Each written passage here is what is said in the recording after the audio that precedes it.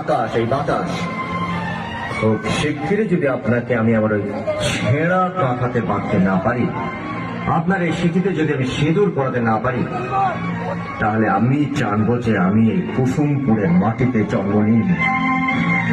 তৈরি থাকুন রাজকন্যা, খুব শিগগিরই আপনার এই চাষা তার পালকি নিয়ে আসবে আপনাকে তুলে নিয়ে যাওয়ার জন্য।